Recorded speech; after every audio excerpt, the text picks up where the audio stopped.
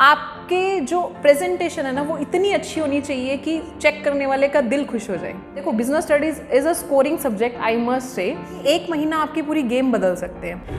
तो hi everyone, कैसे हो? सेकंड वीडियो है बिजनेस स्टडीज की और सिक्स्थ ये है पॉडकास्ट की। ठीक है, सिक्स्थ वीडियो है पॉडकास्ट विद टीचर्स की।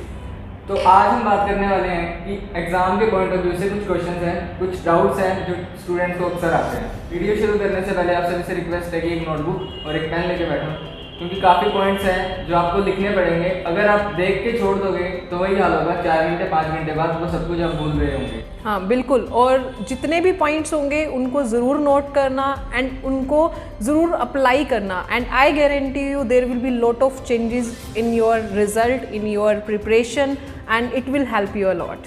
एंड थ्योरीज यही कहती है कि सुनने से ज़्यादा लिखने की रिटेंशन पावर ज़्यादा होती है, तो नोट कर लेना और काफ़ी हेल्प मिलेगी। लिखने से क्या होता है, चीज़ें हमारे कहीं ना माइंड के एक कॉन्शियस कॉर्नर में पड़ी रहती हैं, तो इसलिए लिखना बहुत हेल्पफुल होता है। और वीडियो को एंड तक ज़रूर देखना, क्योंकि अगर स्टार्टिंग में देख के छोड़ दोगे तो काफ़ी ऐसी इंपॉर्टेंट चीज़ है जो छूट जाएगी आपके वीडियो के साथ ही। तो ठीक है, वीडियो को एंड तक ज़रूर देखना।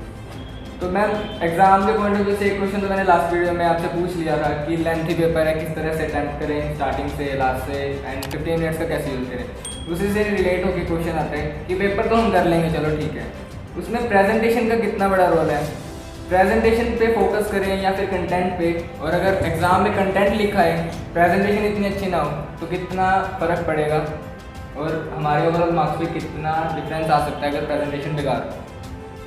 ये जो क्वेश्चन है ना, ये इसका आंसर बच्चों के लिए बहुत ही यूज़फुल होने वाला है कि कंटेंट होना चाहिए या प्रेजेंटेशन होना चाहिए। सी बच्चे, आप अपने टीचर से पढ़ रहे हो, आपका टीचर आपको जानता है, ठीक है। जब आपका टीचर आपका आंसर शीट चेक करता है ना, ही और शी नोज़ अबाउट कि ये बच्चा कैसा है। लेकिन आप जब पेपर कर रहे हो CBSE का, आपका पेपर जाएगा किसी सोर्स में, पता नहीं वो टीचर कौन है, उनको ये नहीं पता कि ये बच्चा कौन है। तो उस टीचर ने आपको सिर्फ और सिर्फ एक शीट से जज करना है। वो नहीं जानता आपको, आप इंटेलिजेंट हो, आप एवरेज हो, आप वीक हो। तो उस टीचर ने सिर्फ और सिर्फ उस शीट से आपको जज करना है। वो शीट आपकी शीट बोलेगी वहाँ पे, ठीक है। तो शीट में जो आंसर की प्रेजेंटेशन है, दैट इज़ मोस्ट इम्पोर्टेंट, सबसे ज़रूरी चीज़ है, क्योंकि आपका इंप्रेशन वहीं से जाने वाला है कि आप इंटेलिजेंट हो, एवरेज हो या आप नालायक हो, ठीक है। तो आप चाहो तो एक एवरेज बच्चा भी इंटेलिजेंट अपने आप को दिखा सकता है, क्योंकि टीचर को तो फिर पता ही एवरेज है ना और नालायक है, लेकिन उसको नहीं पता कि आप एवरेज हो या नालायक हो या इंटेलिजेंट हो। सो देखो, कंटेंट नो डाउट इंपॉर्टेंट होता है कि आप लिख क्या रहे हो, ठीक है। और एक सबसे अच्छी चीज़ ये होती है बिजनेस स्टडीज़ में कि जो आपका जो कंटेंट है ना, सारा थ्योरेटिकल है। चेक करने वाला भी ना इतना ज़्यादा डिटेल में नहीं पढ़ता है, ठीक है, वो पढ़ भी नहीं पाता है। हाँ, स्टार्टिंग में जब उन्होंने पेपर खोला, स्टार्टिंग से 2 4 5 क्वेश्चन पढ़े और उनको लग रहा है कि हाँ, इस बच्चे ने कंटेंट हर क्वेश्चन में अच्छा लिखा हुआ है, तो धीरे धीरे उनकी चेकिंग भी ना थोड़ी सी लीनियंट होती है कि चल ऊपर से देखा, 2 लाइनें पढ़ी, चेक कर दिया, ठीक है। तो कंटेंट की बात आती है ये। और सेकेंडली, अगर हम प्रेजेंटेशन की बात करें तो प्रेजेंटेशन तो उससे भी ज़्यादा ज़रूरी है, specially in theoretical exam, specially in business studies. आपके जो प्रेजेंटेशन है ना वो इतनी अच्छी होनी चाहिए कि चेक करने वाले का दिल खुश हो जाए, ठीक है। अब प्रेजेंटेशन में सबसे मेन चीज़ आती है कि आपका जो कंटेंट है ना वो बिल्कुल क्लैरिफाई होना चाहिए, आपका जो कंटेंट है वो बिल्कुल विजिबल होना चाहिए। चेक करने वाले को ना आपका आंसर पढ़ना ना पढ़े बिना ही उसको पता चल जाए आप लिखा कैसे। अब आप कहोगे कि थ्योरेटिकल में ये कैसे पॉसिबल है, पढ़े बिना कैसे पता चलेगा थ्योरेटिकल एग्जाम में एग्जामिनर को कि आपने लिखा कैसे है। उसका भी एक ट्रिक है, उसका भी सोल्यूशन है। You can use underlining your keywords. आप अपने कीवर्ड्स को एक्सप्लेनेशन के अंदर या अपनी ज़रूरी चीज़ों को अंडरलाइन कर सकते हो। You can use diagrams, maximum diagrams you can use in presentation of theoretical subject. तो underlining plus diagram is the best combination that make your presentation very very beautiful and attractive, ठीक है। तो इसलिए presentation का बहुत important role है। मतलब देखो, business studies is a scoring subject, I must say, लेकिन उसको स्कोरिंग बनाने के लिए आपकी प्रेजेंटेशन का सबसे ज़्यादा रोल है। मतलब 100% रोल आपका प्रेजेंटेशन का होगा, मैं ये कहूँगी।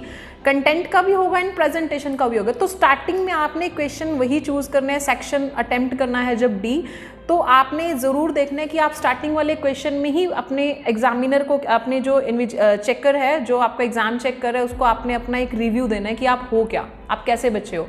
तो इसलिए प्रेजेंटेशन को अभी से ध्यान देना शुरू कर दो। और ये लास्ट मंथ ही है, वैसे आपके पास बहुत ज़्यादा टाइम नहीं है, तो प्रेजेंटेशन पे काम करो कि प्रेजेंटेशन हमने कैसे करनी है।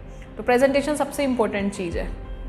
तो मतलब कि 97 जो 98 स्कोर करना चाहता है तो उस टाइम उतने मार्क्स लेने के लिए प्रेजेंटेशन और कंटेंट दोनों देखा जाएगा, तभी वो 95, 96, 97 ले सकते हैं, नहीं तो वो नीचे रह जाएगा अगर कहीं भी गड़बड़ हुई। मैं इसी के साथ नेक्स्ट क्वेश्चन पे बढ़ते हैं। तैयारी सभी कर रहे हैं, कुछ सोच रहे हैं कि 95 अब लें, कुछ सोच रहे हैं 97 अब, कुछ सोच रहे हैं मेरिट आ जाए जैसे आपने लास्ट वीडियो में कहा, कुछ सोच रहे हैं कि 100 लें, 100 का भी टारगेट सोच रहे हैं। क्या 100 पॉसिबल है थ्योरेटिकल सब्जेक्ट में? See, basically 100 is very difficult in theoretical subject, especially in business studies, क्योंकि थ्योरी में 100 मार्क्स देते टाइम ना वो एग्जामिनर आपका पेपर 4 बार चेक करेगा कि 100 आ रहे हैं, कहीं कुछ मैंने चेकिंग में कुछ गड़बड़ तो नहीं कर दी ना, तो कहीं ना कहीं से उन्होंने मिस्टेक निकाल ही लेनी है। और देखो थियोरेटिकल सब्जेक्ट है, एक लाइन भी आपने इधर से उधर लिख दी ना तो आधा नंबर गया, ठीक है। तो 100 स्कोर करना is very difficult, but if you have the aim don't lose your effort, keep trying. पता नहीं कुछ भी हो सकता है, ऐसी बात नहीं है कि नथिंग इज इम्पॉसिबल, तो you can keep trying to have you to achieve your goal, ऐसी कुछ बात नहीं है, ठीक है। बाकी मैं यही कहूँगी कि टू स्कोर मैक्सिमम आप अपनी फिर प्रेजेंटेशन और कंटेंट पे जाइए। एग्जाम के पॉइंट ऑफ व्यू से तो यही क्वेश्चन है, लेकिन एक क्वेश्चन मैं मिस कर चुका लास्ट वीडियो में जो मैं पूछना चाहता था। प्री बोर्ड्स देकर हटे हैं मार्क्स का, सबको पता है कि प्री बोर्ड्स में कैसे आते हैं, उनका कॉन्फिडेंस पता क्या होता है कि हम तो काफ़ी अच्छा अटैम्प्ट करके आए थे पर फिर भी स्कूल में नंबर ही नहीं आए, प्री बोर्ड्स में मेरे नंबर ही नहीं आए, तो बोर्ड्स में भी मेरा ऐसा ही हाल होने वाला है। तो मैम क्या चेंज आएगा प्री बोर्ड से बोर्ड्स में कि स्टूडेंट के उतने मार्क्स रहने वाले हैं या फिर कुछ चेंज आने वाला है और कॉन्फिडेंस उनका लूज हो रहा है, तो उसको पंप कैसे कर सकते हैं? देखो प्री बोर्ड से बोर्ड तक जाने में ना काफ़ी चेंजेस आते हैं। ऐसा नहीं होता कि जैसा प्री बोर्ड में स्कोर किया वैसा ही हम बोर्ड में स्कोर करेंगे। मैंने अपनी लास्ट वीडियो में भी बोला था कि ये जो लास्ट का 1 मंथ है और एग्ज़ाम डेज है ना, ये बहुत क्रूशियल है। मतलब ये 1 महीना आपकी पूरी गेम बदल सकते हैं, ठीक है। ये 1 महीना आपके 3 महीनों के बराबर है। ज़रूरी नहीं है कि आपने प्री बोर्ड में अच्छा स्कोर नहीं किया तो आप बोर्ड में स्कोर नहीं कर पाओगे। Don't lose your confidence.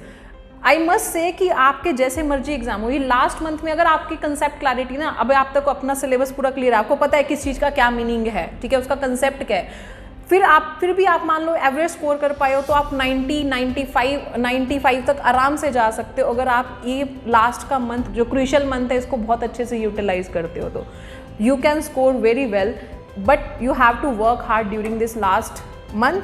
And I told you earlier कि इसके लिए आपको अपनी सिटिंग देनी पड़ेगी, अपने कंसेप्ट्स को और ज़्यादा क्लियर करना पड़ेगा, और ज़्यादा स्ट्रॉन्ग करना पड़ेगा, तब जाके आप, और केस स्टडीज़ की बहुत ज़्यादा प्रैक्टिस करनी पड़ेगी, फिर जाके आप ये चीज़ें कर सकोगे। यानी कि यही है कि प्री बोर्ड्स के मार्क्स डिटरमाइन नहीं करते कि आप बोर्ड्स में कितना लेंगे। बिल्कुल, don't lose your confidence with the board results, pre board results. Exactly, मेरे खुद के भी इतने नंबर नहीं आए प्री बोर्ड्स में। तो बस यहाँ पर यही है कि सिटिंग तो ज़्यादा से ज़्यादा, और प्री बोर्ड्स के मार्क्स डिसाइड नहीं करने वाले कि आप बोर्ड्स में कितना स्कोर करने वाले, क्योंकि प्री बोर्ड्स में क्या होता है आपके जो स्कूल टीचर्स है वो चेक कर रहे हैं एग्जाम, और बोर्ड्स में ना टीचर को पता कि कौन है सामने, ना आपको पता कि टीचर कौन है, तो वो सबका यूनिफॉर्मली चेक करेगा। स्कूल में कभी कभी पार्शियलिटी भी हो जाती है कभी कभी, लेकिन ऐसा नहीं कि हर स्कूल में होती है। एक्चुअली पता है क्या होता है, व्हेन टीचर नोज, एक बड़ी चीज़ बात है जो टीचर के पॉइंट ऑफ व्यू से मैं आपको बता रही हूँ, बीइंग अ टीचर, कई बार क्या होता है एक ना नालायक बच्चा थोड़ी सी अच्छी चीज़ लिख गया, मैंने कहा वाह इसने अच्छी चीज़ लिख दी, हम उसको पूरे नंबर दे देते हैं। और एक इंटेलिजेंट बच्चा ना उसने बड़ी छोटी सी चीज़ मिस कर दी, लिखी नहीं, अच्छा इसने ये चीज़ कैसे नहीं लिखी, चलो काटा 1 नंबर, ये बात होती है एक्चुअली।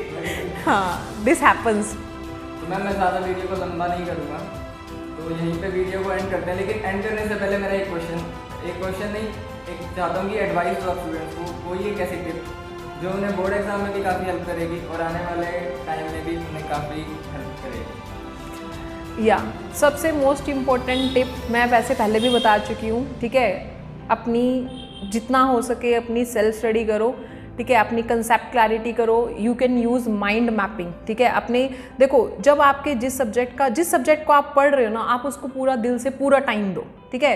एंड स्पेशली अपने गैजेट्स को थोड़ा सा क्या अपने से दूरी रखो, ज़्यादा बेटर रहेगा। एंड कई बार क्या होता है हमारे फ़ोन्स में हमारे जैसे PDFs हैं, कुछ वीडियोज़ हैं हमें पढ़ने के लिए चाहिए, तो आई वुड सजेस्ट कि आप उसको हार्ड कॉपी की फॉर्म में कन्वर्ट करो जितना हो सके, क्योंकि व्हाट्सएप, इंस्टाग्राम और जो स्नैपचैट है, ये ऐसी चीज़ें हैं जो आपको कहीं ना कहीं अपनी स्टडी से थोड़ा सा वो कर देती हैं, डिस्ट्रैक्ट कर देती हैं। तो लास्ट के टाइम में इन चीज़ों को एक बार छोड़ दो, अपनी कंसेप्ट क्लैरिटी, माइंड मैपिंग करो, अपनी जितना हो सके अपने क्वेश्चंस की, अपने सब्जेक्ट की ज़्यादा से ज़्यादा प्रैक्टिस करो। बस वीडियो को यहीं पर एंड करते हैं। I think most of the doubts आपके क्लियर हो चुके होंगे। अगर फिर भी कोई ऐसा डाउट है जो मैं कवर करना भूल गया तो कमेंट बॉक्स में आप कमेंट करके बता सकते हो, बहुत जल्दी आपको उसका रिप्लाई मिल जाएगा। तो आई थिंक आपको काफ़ी अच्छी लगी होगी वीडियो, और अगर अच्छी लगी है तो फ्रेंड्स के साथ ज़रूर शेयर करना जो आपकी क्लास के अंदर है, क्योंकि काफ़ी हेल्पफुल वीडियो होने वाली है उनके लिए। क्योंकि ज़रूरी नहीं है कि जो आपका डाउट नहीं है वो उनका भी नहीं होगा। तो ज़्यादा से ज़्यादा शेयर करो, लाइक करो एंड चैनल को सब्सक्राइब करो।